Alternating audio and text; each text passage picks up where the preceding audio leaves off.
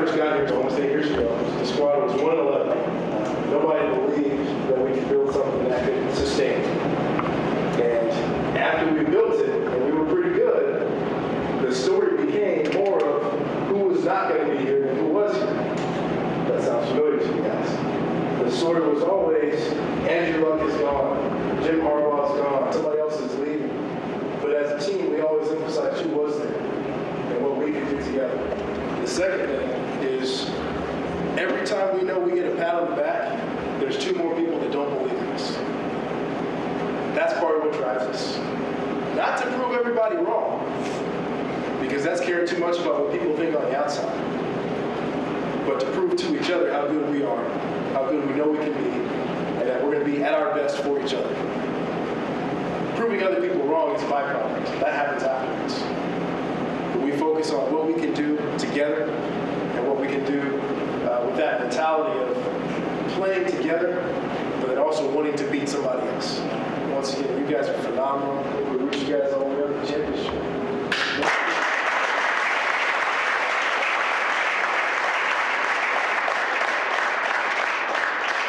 And don't worry about the grass. Got plenty of time for it to grow back, Terry. Thanks, Dave. Absolutely. Thank you very much. Good to see you guys. That's good. That's good.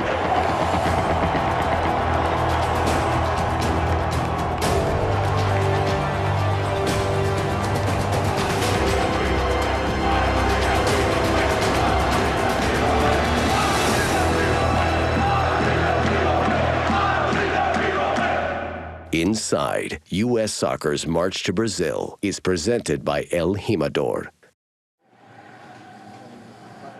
The biggest club game in the world is the UEFA Champions League final, and the 23 members of the U.S. national team take a break from training to watch Real Madrid battle crosstown rival Atletico.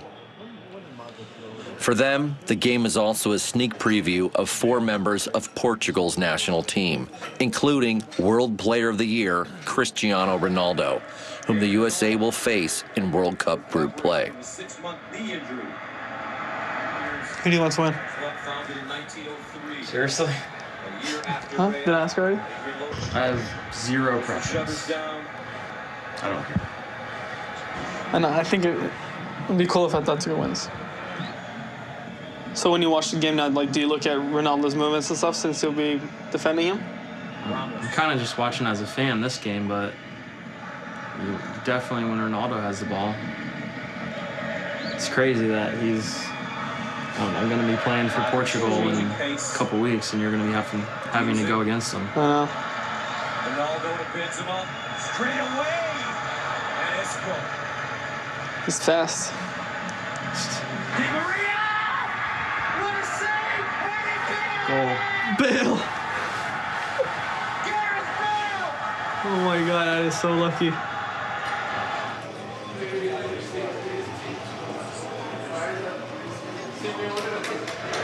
Marcelo!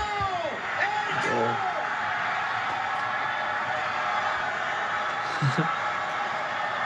Game, set, match. It's over. Cristiano! Golazo! Yep, now he's, look at that. He's Of course, takes off his shirt.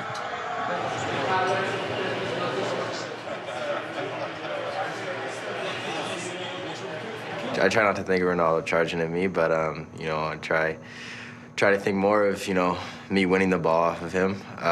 But you know, if it happens, it happens, I guess.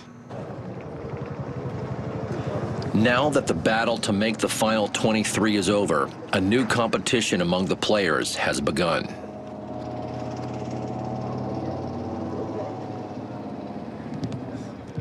Now it's a 23-man roster, and the way we train, the way we approach certain things, you know, obviously changes the dynamic now because they now confirmed, you know, we're going closer to Ghana. We have now 3 preparation games, you know, 3 send-off games. We want to fine-tune already tactical elements on the field and training sessions. And push. Good. In those 10 days with the 30 group, you know, we often staggered it into 2 groups, you know, to have more quality on the field. Now we break it down to 1 group on the field. And yeah, it changes the dynamic, but not the workload. The workload stays very high. Get up! Don't let him out! Everybody wants to start, and so now it's, instead of 23, now it's 11. Now we're fighting to get in the 11. Jeffy's coming! Jeffy's coming! You can't be satisfied by making 23 and thinking about being on the bench.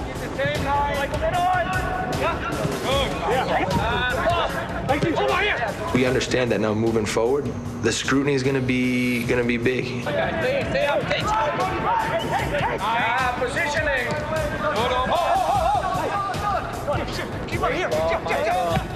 It's on people like Tim Howard, Clint, Michael, and even myself to kind of take the team by the reins and make sure we put in the right direction, starting or not. You know, whether you're in the team or not, from the bench, wherever you are, making sure that you send the right message.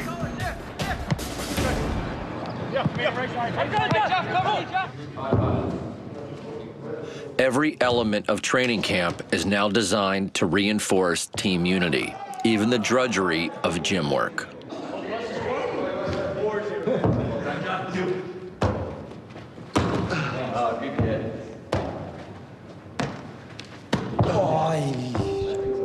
Among the young dual nationals vying to make an impact in Brazil is 23-year-old Icelandic-American striker Aron Johansson. The first time Jürgen gave me a call, at first I didn't believe it. He called me to congratulate me about scoring goals and saying he was watching me play. And it wasn't about, hey, you have to come and play for the US. It was more just a friendly talk. I was born in Mobile, Alabama. I can say Mobile, Alabama. I moved to Iceland when I was 3 years old. As soon as I could walk, I would be hitting balls, and I was pretty difficult kid when I was young. And my mom and dad, they found out that they could just give me a ball, and then I would be quiet for a while. So from when I was 4 or 5 years old, my life was all about soccer.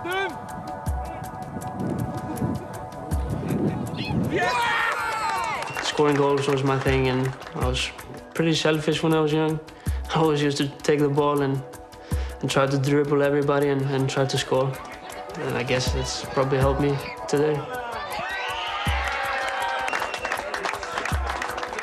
And my friends were joking with me that maybe I could play for the US, and you know, I would laugh and say, yeah, it's not gonna happen, and it's so far away, and it was only a dream. At 16, yeah, I decided to move to Florida to not only play soccer, but also to study. Since I was living there in Florida, I just love the country. After 2 years in Florida, Aron began his professional career, moving through Icelandic and Danish leagues before ending up in Holland with AZ Alkmaar, where he teamed up with and then replaced Jozy Altidore, scoring 26 goals in 53 games last season.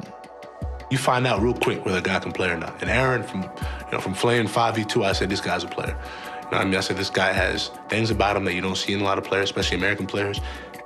And he's just a guy that, you know, can make something out of nothing. You want those guys in your team because you know when the chips are down, you get him the ball, maybe he can produce something.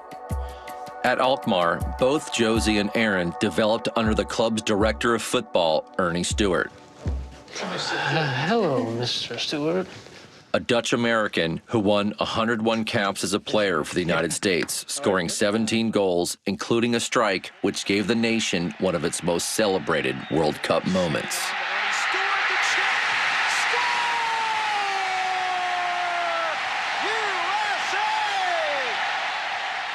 What was it, November of 1990, I did my first, I had my first appearance against Portugal. Actually, I was born in 90, yeah, okay. So you want to say I'm old? That's what you want to say. Your words. One of the main things that you see about Aron is he's a true goal scorer. He's one of those types of person that lives and breathes on scoring goals and does everything in a game to try and score a goal. Obviously, when he came to AZ, he had questions. It was at the time where he could play for Iceland, where he could play for the United States. you know, the years that I've had with U.S. soccer and playing for the national team were absolutely amazing. So it's very easy when you're enthusiastic about something to bring that to a player. So he asked me questions, what he thought was a good choice, and I told him I can't make that choice. It's where your heart is. Yeah, I can say it was a really tough decision. I was raised in Iceland, and then my family is from Iceland. And yeah, I thought about the decision for a long, long time, and in the end, I decided to play for the U.S. and right now, I couldn't be more happy with my decision.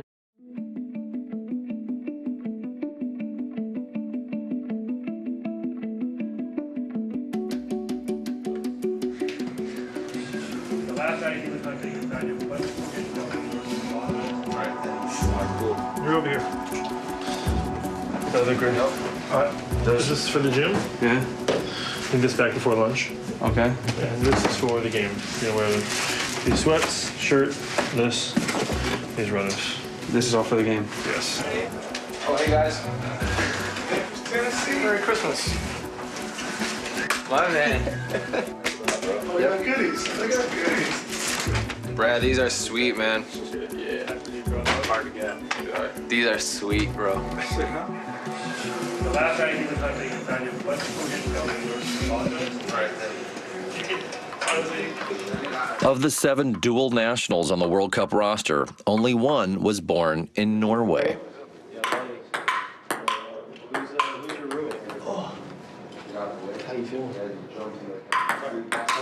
I am Mikkel Mornsten and Paulsen Diskerud.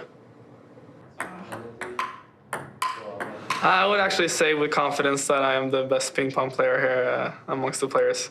The Swedish, or the Swedes, they're pretty good at ping pong players. They have a tradition for being good, and there's a lot of Swedes in Norway.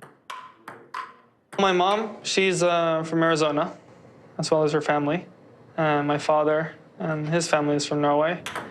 I am half American, half Norwegian. I'm a mix.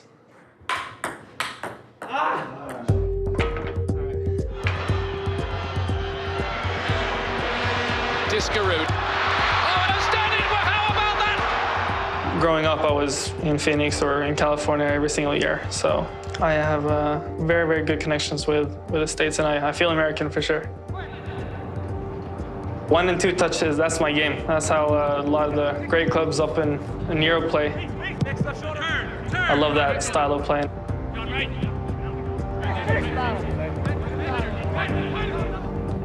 It's beautiful when it goes fast and you let the ball do the work. So instead of taking 4 or 5 touches, 1, 2 touches, and the game goes so much faster and it helps the team. So that's kind of what I want to do. I want to know what to do with the ball before I get it. Here we go. Here we go. I would say I'm a kind of player who likes to set my teammates up for chances to score goals. A playmaker, you could say, a point guard. Diskerud. Promising situation. Oh, and Agudelo outstanding. Excellent play. Diskerud does so much of the work. I enjoy helping my teammates out to score goals to win the game. And if I can contribute in that way with assists or different attacking styles, then of course I'll do that, and that's no problem. My father is very proud of me putting on the red, white, and blue jersey. Same colors as the Norwegian flag, so.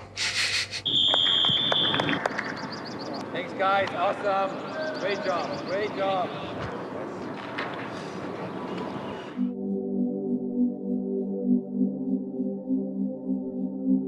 There's a match day tradition of taking a morning walk as a team. On this day, it's the morning of the first game the team will play with the final roster that will go to Brazil. It's also the first of 3 increasingly difficult tune-up games for the United States. The opponent that night will be Azerbaijan. Results always matter. I think it's important, you know, to start off on the right foot. In this game, in particular against Azerbaijan. We looked for an opponent that comes from Europe with European background, but it's not the creme de la creme now. You know, we didn't want to have a top team right away after, you know, having done a lot of work. The players will have heavy legs, that's just normal. So we wanted to start off with an opponent that is beatable.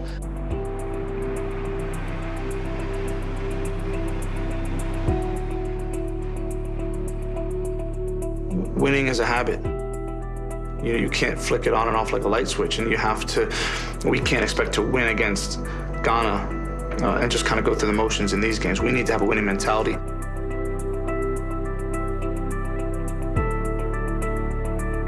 If you can start to put together good performances, ultimately you get good results, and it begins to snowball. And you need momentum going into work. When you're doing well, it's hard for people to question you as a team and what you're doing. But for us, it's just about going out and, like I said, getting the right results in these 3 games, winning these games, and, you know, taking confidence to the World Cup. That's what these games are about.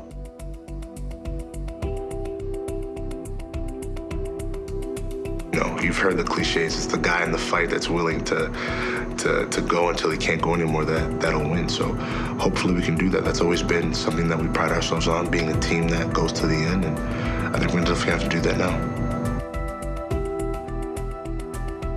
It's been a good 10 days of work, but now the idea of stepping on the field, starting to play some real games, all with the idea that you know, Ghana is just a few weeks away.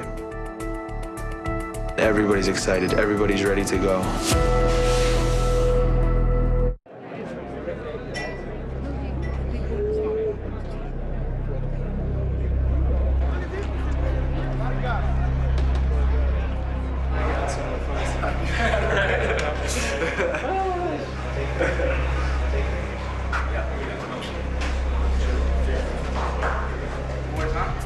Guys, come on.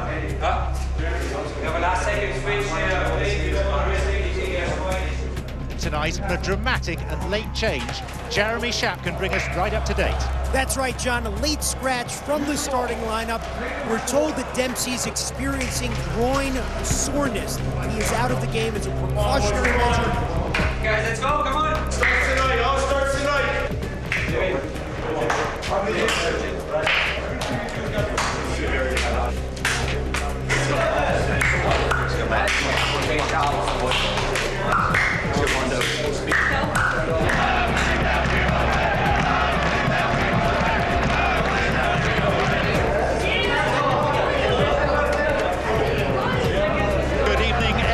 It gives me great pleasure to welcome you to Candlestick Park. We've heard an awful lot about who's not in the squad. Now it's time to concentrate on those who are.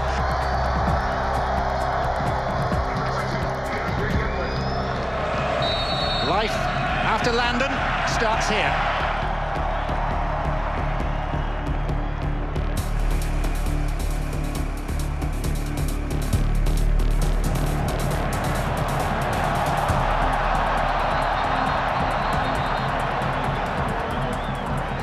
Praise. There's the signal from Susi.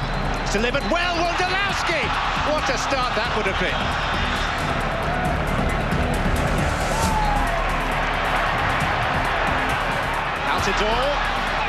Altidore could really do with a goal tonight.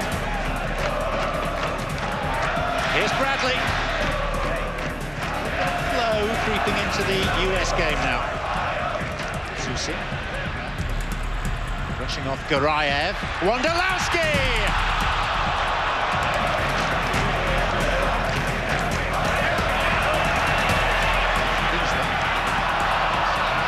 Straight to Zhabadov.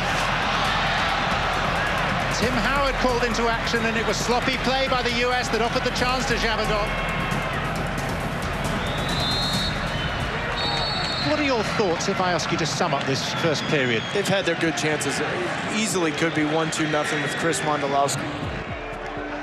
As the second half begins, Jurgen decides to mix things up by introducing the pace of DeAndre Yedlin and the finishing instincts of Aron Johansson.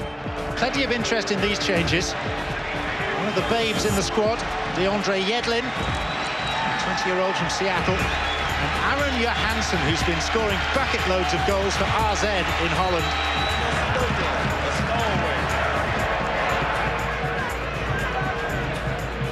In the 71st minute, with the game still goalless, the United States' new number 10 gets set to enter the game as well. The US preparing to make their final substitution. Mix Diskerud is going to come on for Alejandro Bedoy. With Azerbaijan conceding possession and keeping 10 men behind the ball, the United States were frustrated. They had less than 20 minutes to avoid an underwhelming start to their send-off series. Diskerud goes up. Bradley will have a swing. Diskerud, the substitute, scores. Number 10 on the score sheet. But this time, not the player that wore it for so long with his 58th international goal. It's Mix Diskerud with just his third.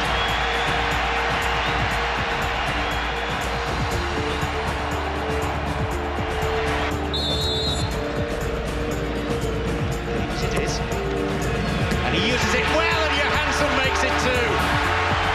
Those from the bench are making the biggest mark. Aaron Johansson, 26 goals for AZ this season, and now he's second for the US national team.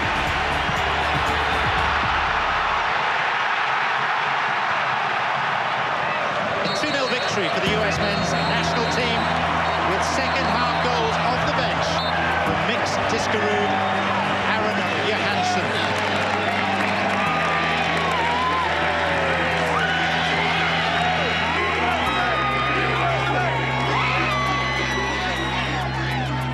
What does it mean to you to be wearing the number 10 that until so recently belonged to Landon Donovan? For me, it's just a number. I'm playing for what's in front of the jersey, not what's back, the number or my name.